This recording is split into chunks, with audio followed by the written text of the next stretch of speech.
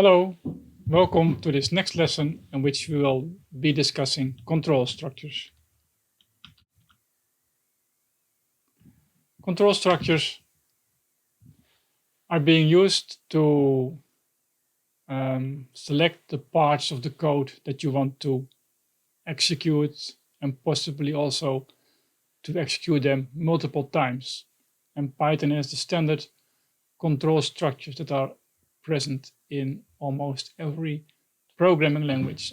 The first is the if control structure, the if statement, which allows you to either execute or not execute a piece of code.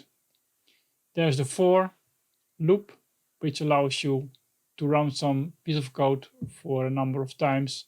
And the while is a similar construction. It also allows you to loop over a piece of code a number of times. So if you want to use those control structures, so if you want to execute a piece of code based on some condition, you must specify to which part of the code this condition or this for loop applies to. It applies to, let's say, a block of code, a piece of code. And in different programming language, different options are being used. In MATLAB, you may know it's for, an and, an if, an end. So the end specifies until which the if applies and into which the for loop applies. Python uses a different approach. In Python, indentation, so code indentation, is used to define code blocks. So the piece of code that is indented below an if statement is the part that will be executed. And according to the style guide, PEP 8, it's good to know that you should never use tabs in your file, but always use 4 spaces for each indentation level. If you've configured your Visual Studio Code correctly, it will never insert tabs. And if you press tab, it will insert the appropriate number of spaces.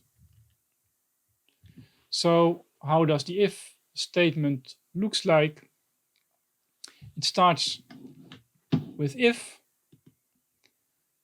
followed by a condition, by something that must evaluate either to true or false.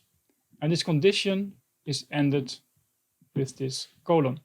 Don't forget to add this colon because it's, I think, different from for example, MATLAB.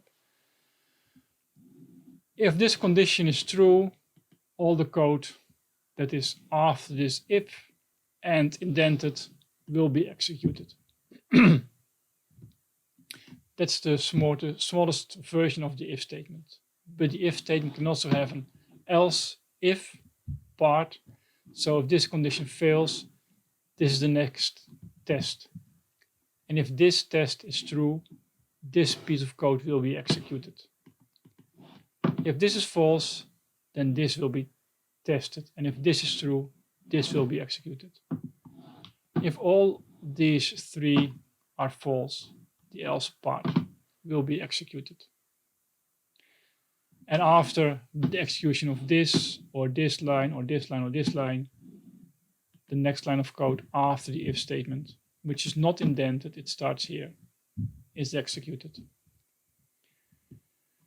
For the if statement, of course, this if must be there, but the else if and the else parts are optional. It's good to know that in the Boolean condition, other non-Boolean types can be converted to Boolean, which sometimes is very convenient. This example shows how a numeric type is converted to a Boolean. F is a variable with value 0, and we can test on F. And if F is a numeric type, this is true if F is not equal to 0, and this is false if F equals 0. So if F is not equal to 0, this code will be executed. You see there's a division by F, but you can be sure F is not equal to 0 here, so this division is safe. if f equals 0, we can do something else. So if we execute this piece of code, this will be executed. We test on f. F is 0, which means this evaluates to false. We go to the else part. R will be the name for the value 0, and we print R. This holds for both integer and floating point types.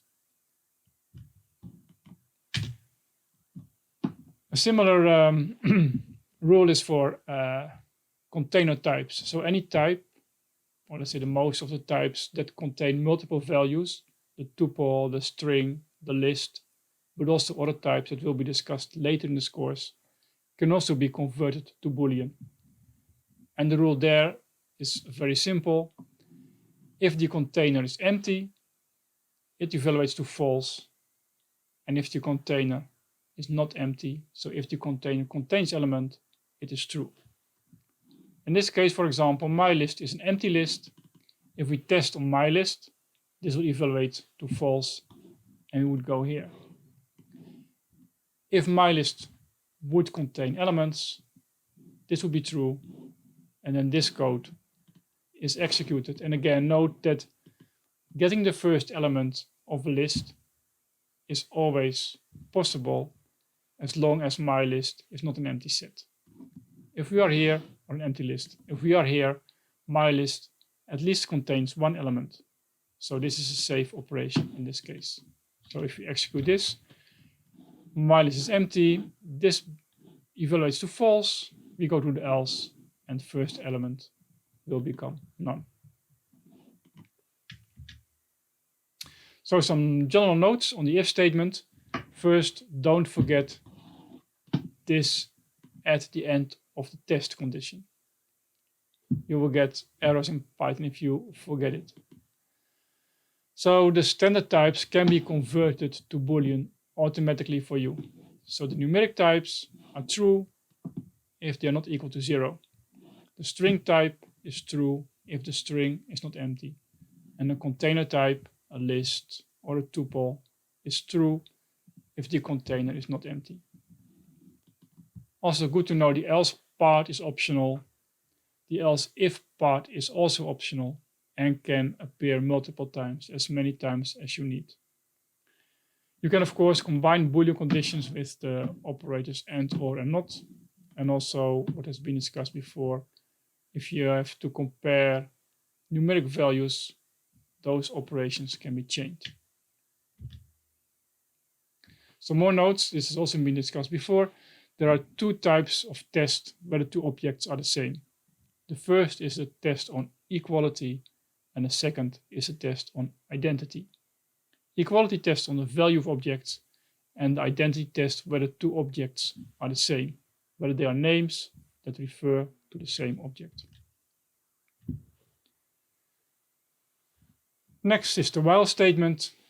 This piece of code shows the general use of a while statement. Let's look at this in more detail. We define a word list here, which is a list of strings.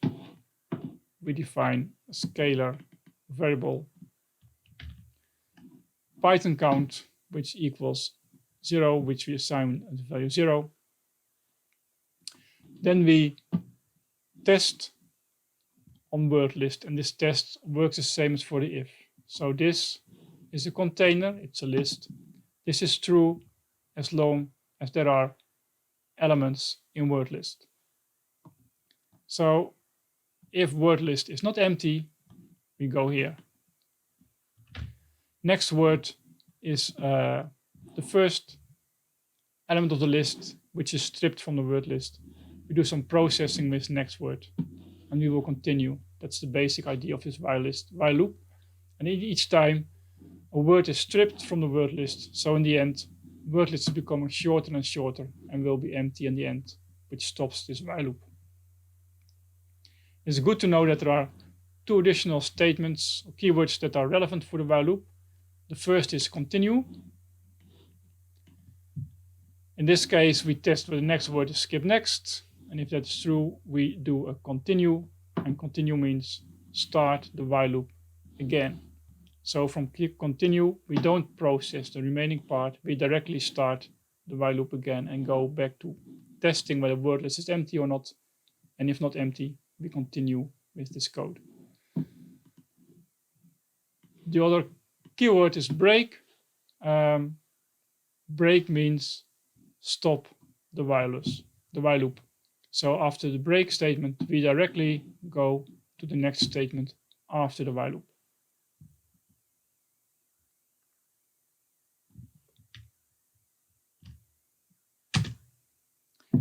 This is the same piece of code, more complete, because the previous one didn't fit the complete screen. The same, we have the word list, counter. Again, we strip the first word. We print which word you are processing just to see what's happening. And then we have a test first whether the word list is equals to skip next. If so, we pop another word off the list and continue. We start here again. We test whether if not, we test whether the word equals quit. If the word equals quit, we break. And otherwise, if the word is Python, we increment the Python count. So we count basically in this loop how many times Python occurs in this list of words. And also what we do is, if we encounter skip next, we don't process the next word. We pop it without testing. So if I would run this piece of code,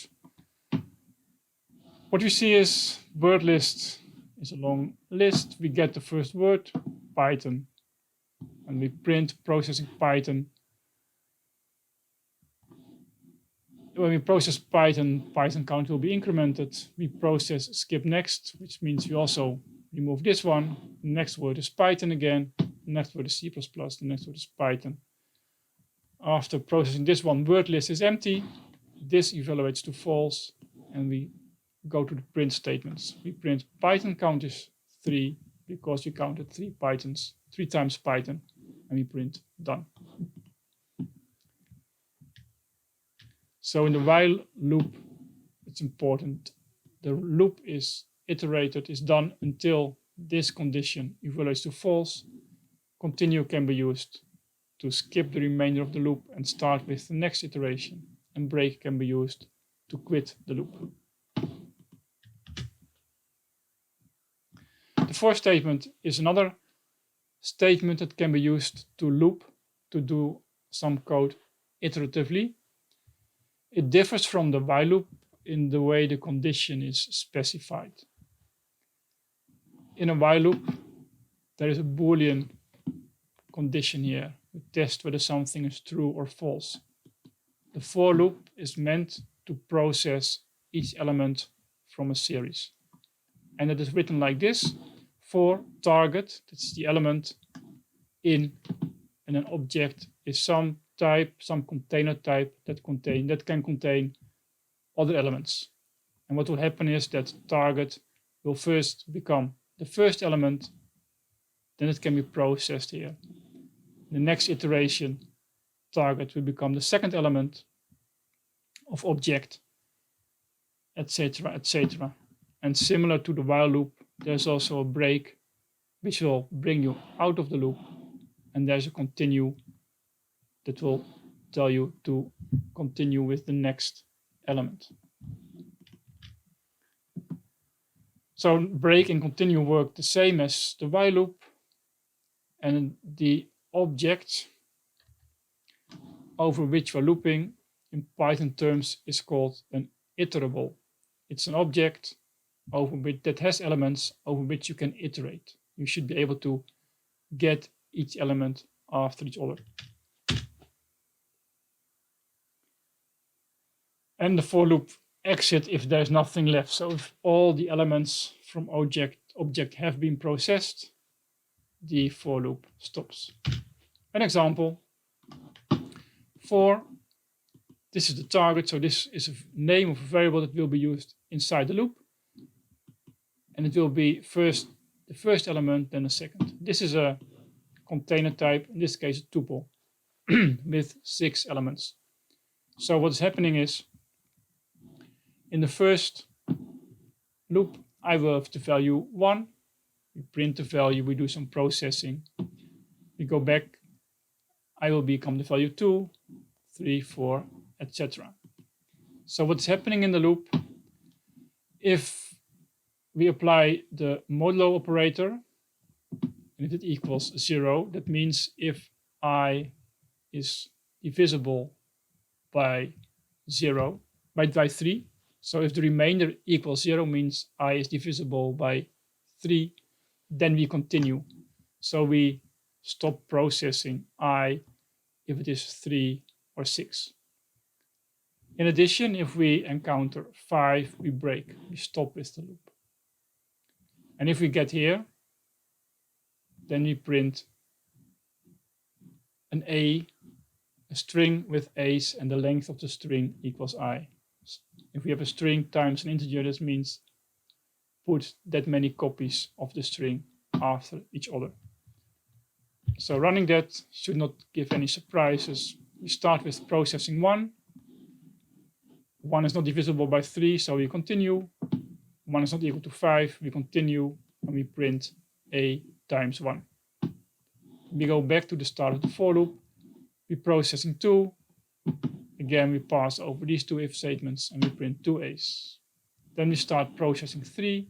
3 is divisible by 3, so 3 modulo 3 equals 0, so we go to the continue, and we directly pick the next element. We start processing 4. We process this, we end up here, print 4a's. Then we start processing 5. Again, we skip, 5 is not divisible by 3. We enter here, 5 equals 5, so we break, we go here, and we stop the for loop.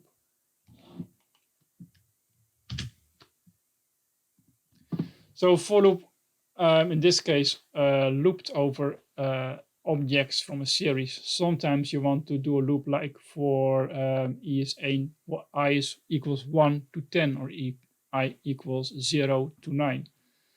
That can be implemented in Python with the range function. Range n, more or less you could see it like this. Range n generates a sequence of integers running from 0 to n minus 1. So it generates a sequence of n integers starting at 0. It doesn't really generate such a list or a sequence, but it can be used in that way. There's also a more complex version of range that takes multiple arguments, where you can specify where to start, where to stop, and the step size. And this is identical to the, let's say, to the slicing operation. This is where to start, one beyond the stop. So the stop value is exclusive, and the step is how to go to the next value. So an example of this is a very simple for loop that only prints the I.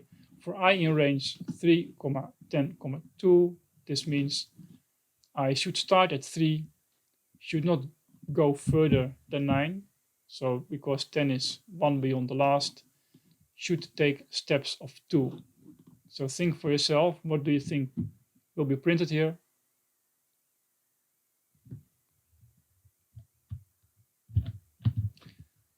This will be printed. We start at 3, we take steps of 2, and we don't go beyond 9.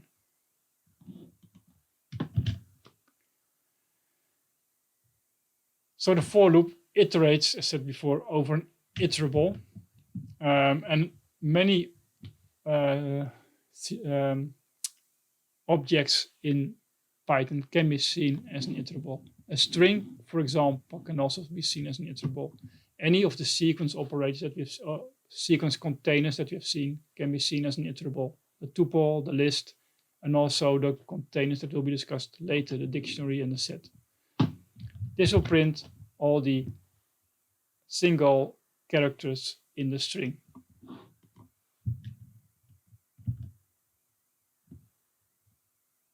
And other examples that I'm not going to run here, but you can also read a file and loop over all lines in the file. And this is what I've shown before as well. So this iterable concept is good to know. You can also see it in other locations, and it's good to know that it's it can be used in many contexts, not only in for loops, but also, for example, if you want to build a list with numbers from 0 to 9, you can specify that with the range function. And the range is an iterable, and this list that's being constructed contains values from 0 to 9. And by the way, this list with two braces means you're going to convert this thing to a list. And this range is something that gives you 0, 1, 2, up to 9. So you will get a list with values from 0 to 9. You can write your own iterable classes. Generators are not discussed yet, but there are ways to make effective use of iterators. And if you need to loop over things, or more complex loops, if you want to loop over all combinations of two values, you can look at the itertools module for more information.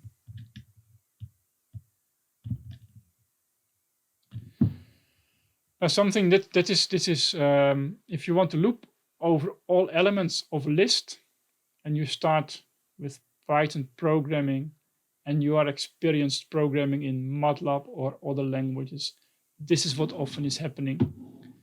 For I, because you want to loop over all elements, so you want to have I run over all possible indices.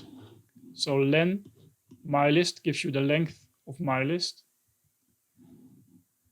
Applying the range function to this value gives you 0, 1, 2 until the last index. So I will loop over all indices, and you will get the element in the list in this way.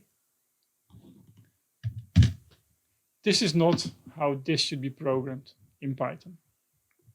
It's a bit complex for what you want to do.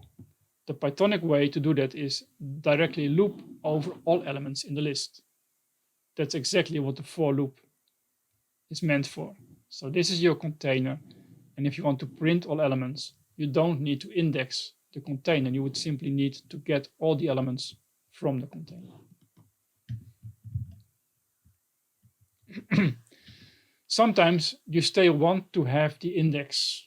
For example, if you want to print the position together with the value in a list, then still you should not use the range len approach like this. Again, this is my list containing 3 strings. I want to print the index together with the value. And for that, I do this range call to make I run from 0 to 3 or from 0 to 2. And then I do the print. This works. It gives exactly what you want, but it's not how it should be done in Python. But of course, in this case, you want to print this I.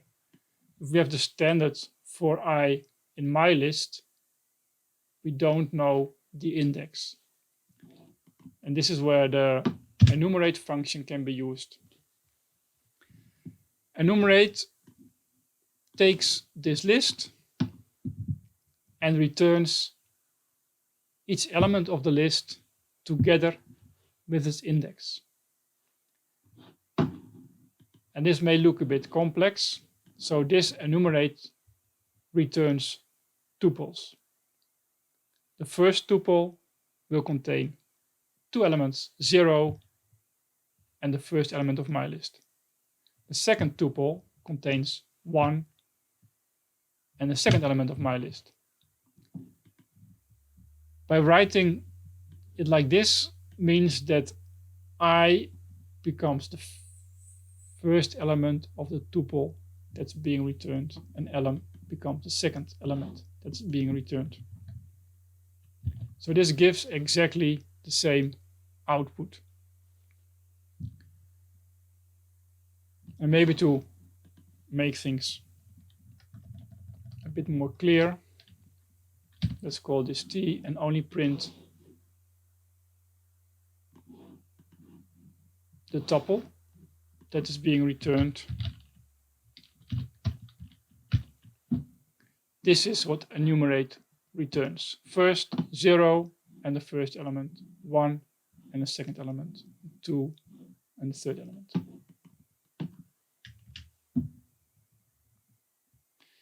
And this construction with I, element unpacks the tuple, which means if you have a tuple and you want to get the elements of the tuple, you can do that with this tuple unpacking.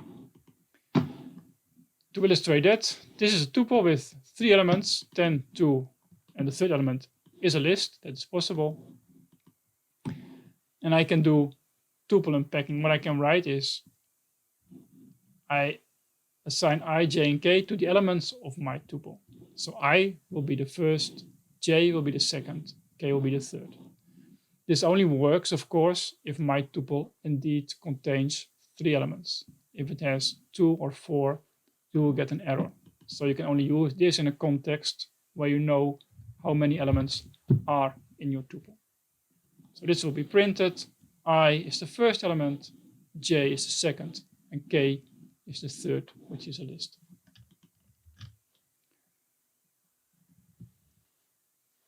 So the final part of this lesson is about list comprehensions. We have seen how you can write a for loop in which you process a list. Those lists can also be, such for loops can sometimes be written more compactly. And we do that with list comprehensions. Let me show what it means. This is a list containing 5 elements. Now my squares is the name for this expression. And what this states is, it is a list, more or less clear because these are brackets. And what does this list contain? It contains x squared, so the square of each x which is in my list. You can simply read it more or less aloud to understand what's happening. My squares is the list that contains the square of each x in the original my list. So I said my squares between brackets. So it's a list and it contains x squared for each x in my list. So let's run this piece of code. And indeed, my squares contains the squares of these values.